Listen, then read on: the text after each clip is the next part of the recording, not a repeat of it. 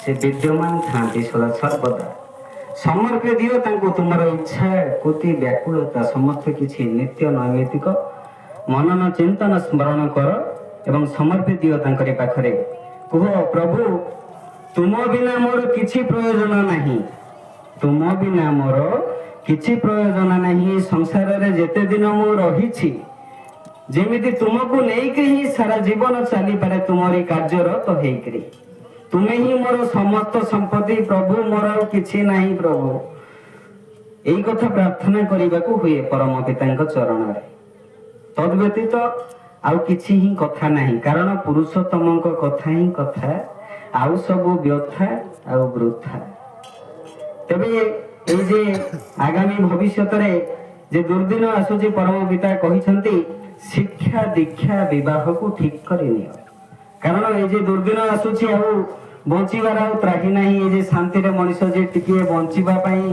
शांति खोजुची केवल एई परम पितांक चरण रे आश्रित हेबा परे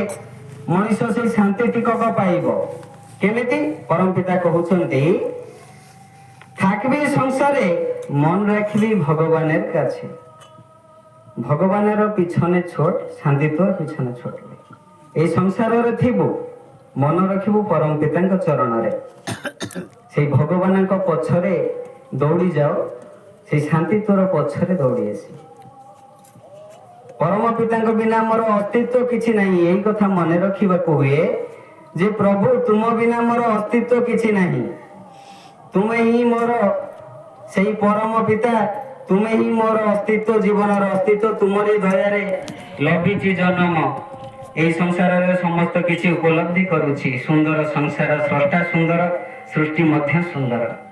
तुमरी दया रे लभिछि तुमको तुमरी दया रे लभिछि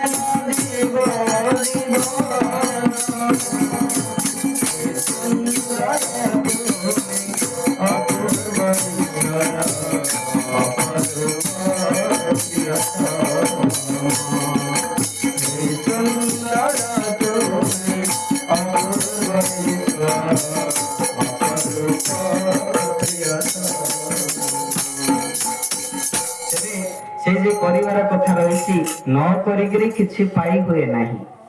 न करिकरी किछि पाई हुए नहीं करिबाटा केबे व्यर्थ हुए नहीं जहा तुमे करिछो सेटा केबे व्यर्थ हुए नहीं कार्य करिवार शक्ति तुम भितरे रहिछि करि चलो डाकी चलो परम पिता तुम साथी रे अछंती तेबे न करिकरी किछि पाई हुए नहीं जेमिति किछि करिबाकू हेले किछिटा जिनिस मते दरकार हेई थाए जेमिति मते किछि लिखिबाकू हेले खाता कलम काली इत्यादिर आवश्यकता होई थाए ठीक सेमिति दीक्षा नेबा परे मनुष्य जदि विहित भाव मानिकी चले तार आते उन्नति हेबो जे परम पिता कहउछंती से निजे भी कल्पना करि नथिबो से दीक्षा नेबा परे ए सब कथा हेई थाए किंतु खाली दीक्षा नेबा परे मु जदि बसी जाए मन को मन सब किछि हेई जीवो सेमिति केबे हुए नाही परम पितांकर सुंदर कथाटिए गोटे कथा कहिकरी सारिबी परम पिता कहउछंती जे मते भल पाए जगत रे काहाकू भल पाए नाही से मते मध्य भल पाए नाही आ जे मते अंध करी भल पाए सारा जगत ताकू भल पाए तेबे संसार रे भगवान सृष्टि रे समस्ते समान यही मनोभाव रखिबा दरकार कारण आत्मबोध सर्वभूतेषु जे समस्त भितर जे समदर्शी भाव रख जे मु जेमति गोटे आत्मा मो शरीर नुहे मन नुहे प्राण नुहे मु होची गोटे आत्मा सेही आत्मा परी समस्त भितर आत्मा को देख कारण ये शरीर ए जे रूप यौवन चिरकाल नुहे से आत्मा जे नित्य नूतन से जे चिर चिन्मय आत्मा से आत्मा को देख तेबे से मनटा को सदा सर्वदा निर्मल रख मन की लाभ पाइबु रे नीति मंदिर जाई मन की लाभ पाइबु रे नीति मंदिर जाई